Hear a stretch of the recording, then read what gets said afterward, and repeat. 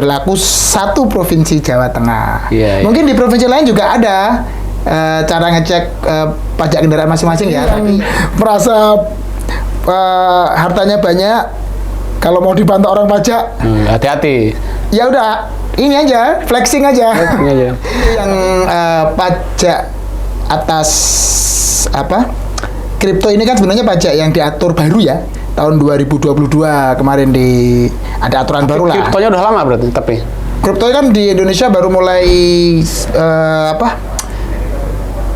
familiar, dikenal oleh orang-orang, dipakai oleh orang-orang untuk semacam investasi, kemudian juga dianggap sebagai sebuah barang berharga, aset keuangan lah. Itu kan baru tahun 2020-an kesini lah.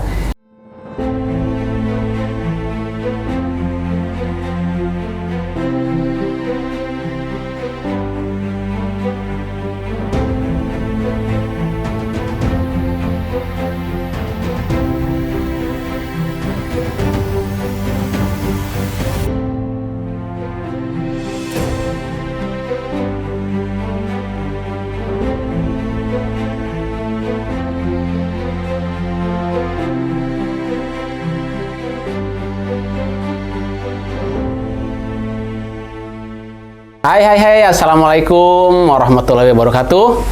Jumpa kembali dengan kita masih di channel yang sama, Deskripsi Channel.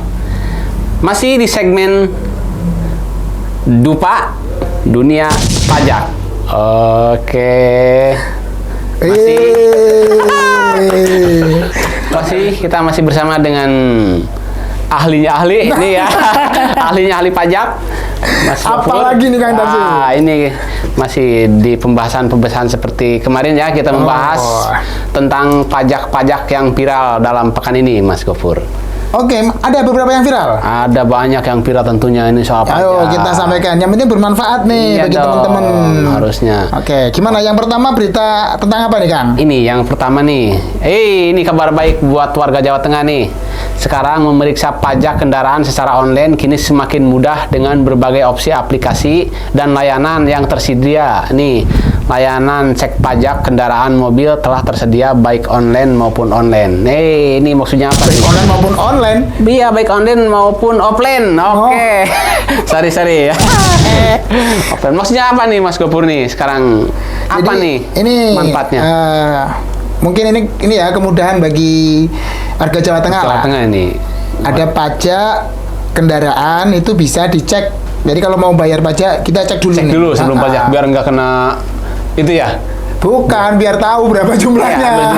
Kan biasa kan ada calo juga di tempat-tempat pajak. Nah, makanya pembayaran pajak ini kan kita harus cek dulu nih berapa sebenarnya pajak atas kendaraan kita. Nah, karena kan masing-masing kendaraan jenisnya yang berbeda, kemudian tahunnya juga berbeda, itu pajak tahunannya juga bisa berbeda-beda. Ya. Itu untuk kendaraan. Karena apa, Kang? Karena pajak kendaraan ini adalah pajak daerah, khususnya provinsi. Nah, jadi yang menentukan dan yang mengelola pajaknya nanti adalah pemerintah provinsi. Makanya ini berlaku satu provinsi Jawa Tengah.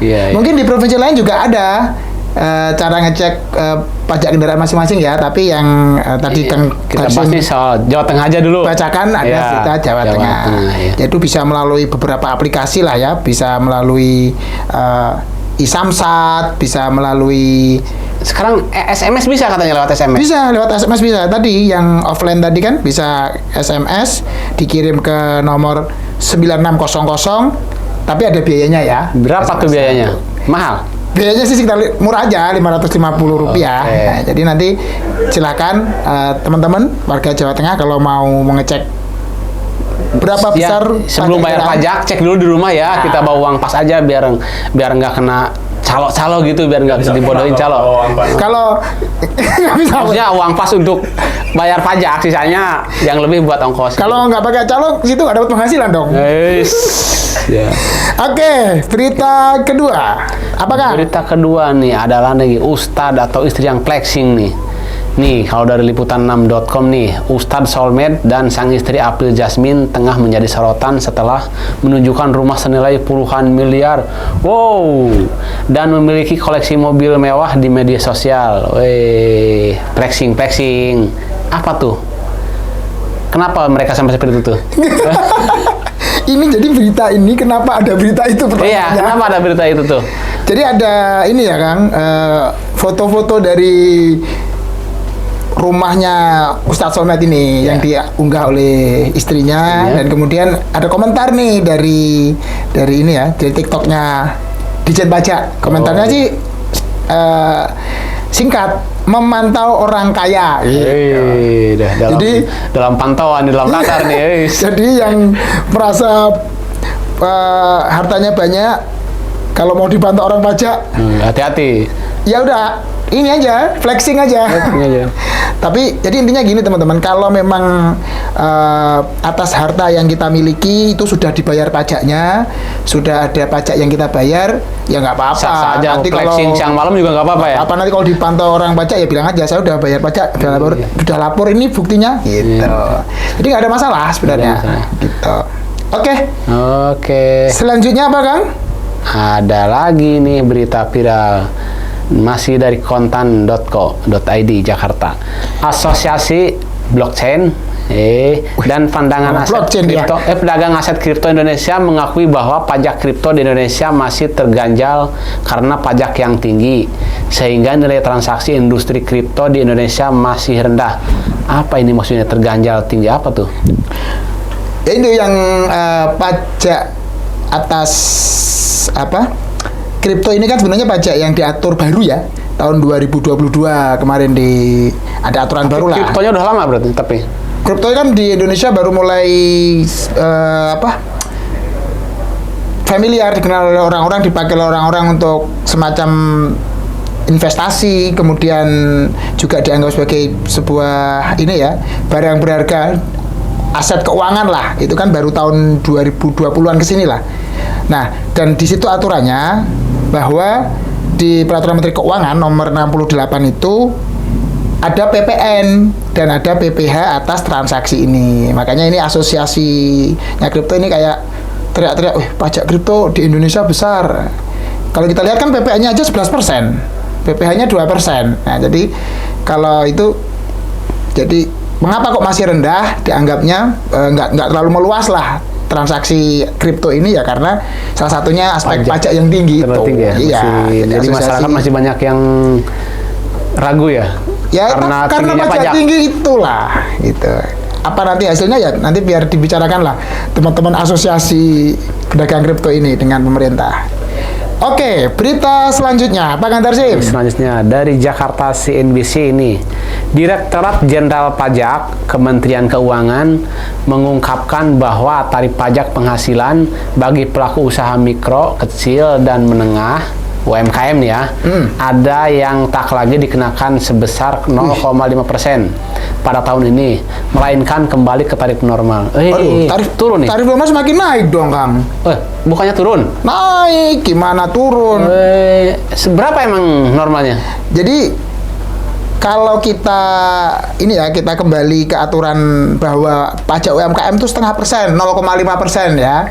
Ini 0,5%. Ya, itu selama ini kan. Tetapi ada batasan-batasannya, Kang. Batasan. Nah, jadi untuk UMKM yang statusnya atau badan hukumnya itu orang pribadi, nggak punya badan hukum, misal CV atau PT itu, dia ada jangka waktu 7 tahun, Kang. Dari tahun 2018. Yang tidak terdaftar gitu misalkan. Terdaftar, dia punya NPWP, kemudian kena pajak 0,5%. Karena sudah mencapai 7 tahun, dia kembali ke tarifnya normal. Jadi tarif normal ya, tarif orang pribadi yang ada yang 5%, kalau naik semakin naik ada yang 15%, semakin naik ada 25%. Semakin naik penghasilan maksudnya? Semakin naik penghasilan semakin tinggi tarif pajaknya. Gitu. Nah, itu yang pertama. Dan yang kedua, ada UMKM yang dapat fasilitas pajak cuma 0,5% ini, itu hanya 3 tahun. Ada yang 4 tahun. Yang 3 tahun itu kalau saya nggak salah bentuknya PT. Kalau yang 5 tahun itu bentuknya adalah CV. CV. Jadi selain PT. Jadi kalau PT itu umurnya sudah lebih dari 3 tahun tetapi masih UMKM, ya tetap tarifnya kembali ke normal, nggak dapat fasilitas Yang atau 0,5% itu. ya 0,5%, bukan 0,5. Iya, 0,5%. 0,5%. Ya, itu dia. Oke. Jadi untuk teman-teman UMKM mungkin lebih ini ya diperhatikan lagi, siapa tahu terutama yang ada badan hukumnya CV maupun PT. Kalau sudah lebih dari umur di aturan perpajakan 3 tahun untuk PT atau 5 tahun untuk CV, ya hitungannya kembali ke hitungan normal gitu aja. Iya. Jadi nggak dapat fasilitas lagi 0,5%. Iya, berarti. Itu dia. Oke. Ada lagi, Kang? Ada dong. Banyak sekali. Ini yang terakhir kan? Ini ya, ini kalau dikutip dari Jakarta CNBC nih, sejumlah karyawan di Indonesia mengalami hal yang tidak baik di saat yang seharusnya menyenangkan, yakni hari gajian. Nah, sebab gaji yang seharusnya diterima menjadi lebih rendah jika dibandingkan dengan sebelumnya. Apa iki? Itu gara-gara kemarin aturan yang baru tentang Ter apa dia itu ya? Ter apa tuh? Jelaskan dulu dong ter apa tuh. Aduh, saya jadi lupa ter apa tuh. Kemarin kan sempat rame tuh. Ternya jangan-jangan ada kepanjangannya tuh apa? Ya ada begininya. Lalu. Ini pemerintah terlalu ini. Jadi itu tarif efektif rata-rata. Oh iya. Jadi untuk teman-teman karyawan dalam hal ini, kalau dulu sebelum Januari 2024 ini, sebelumnya itu kan hitungannya ada hitungan secara umum ya, Yeah. berapa gaji sekian misal, kemudian dihitung pajaknya sekian. Tapi kalau mulai Januari kemarin itu dia memakai yang namanya tarif efektif rata-rata. Jadi gajinya misal 8 juta nih bulan ini, langsung dikalikan sekian persen gitu. Ada tabelnya ya, bersama. Ada lagi kabar katanya yang udah setara UMR gitu mereka kena pajak. Iya. Tapi yang kemarin sempat rame nih teman-teman. Jadi banyak tuh teman-teman kita yang baik di Twitter, di Instagram ini memposting bahwa loh, gaji saya kok semakin turun ya, pajaknya semakin naik gitu. Karena ada aturan baru. Sebenarnya mungkin selisihnya harusnya nggak terlalu banyak. Tapi tetap berkurang. Berkurang tapi nggak terlalu Karena banyak. dipotong pajak. Karena adanya tarif baru tadi tahun 2020. Berarti kalau gitu percuma dong pajak gaji naik terus, berarti karena pajaknya juga akan naik terus. Belum, dengarkan dulu, makanya jangan langsung ambil keputusan. Jadi nanti ketika di akhir tahun bulan Desember tuh dihitung kembali Dihitung ulang. gaji mulai Januari sampai Desember berapa, dihitung menggunakan tarif umum, ketemulah angkanya berapa misalnya. Nah ini nanti yang sudah dibayar, sudah dipotong pajaknya mulai Januari sampai November itu diperhitungkan atau dijadikan pengurang lah gitu. Jadi sebenarnya kalau secara akumulatif secara tahunan itu tidak terjadi perbedaan, hanya karena adanya aturan yang baru ini yang memang tujuannya kan untuk memudahkan ya bagi pemberi kerja untuk memotong pajak itu ya langsung berapa gajimu kena pajak sekian persen nih sesuai dengan tadi lampiran di peraturan Menteri Keuangannya. Tetapi kalau diakumulasikan secara setahun itu tidak ada perbedaan, sama. Hanya secara bulanan mungkin dikit bedanya. Gitu. Nggak ada 0,5% dari gaji. Kira-kira begitu sih penjelasannya. Jadi kalau ada yang bilang, wah pajaknya naik, enggak, sebenarnya nggak naik, cuma hanya masalah waktu. Tapi kalau dianggap masalah waktu, ini kan masalah waktu tapi tetap aja berkurang ya silakan aja, berarti memang berkurang gajinya. Tapi intinya kalau secara tahunan nggak akan beda, sama aja. Oke, Itu sih kan? Itu untuk berlaku untuk semua wilayah berarti ya, untuk Semua pengambilan pajak Indonesia, itu? semua karyawan, iya. semua yang pokoknya yang dapat gaji kemudian UMR. dipotong di atas UMR, di atas PTKP bahkan ada penghasilan tidak kena pajak itu mereka akan kena pajak ini. Oke, Itu. teman-teman, itulah dia tadi pembahasan yang sudah disampaikan. Ya, yang tadi yang pertama ya untuk masyarakat Jawa Tengah nih, silakan sebelum bayar pajak cek dulu Pajak kendaraan ya. jumlah pembayaran yang harus dibayar. Sekarang di Bisa media online, bisa gitu offline. ya.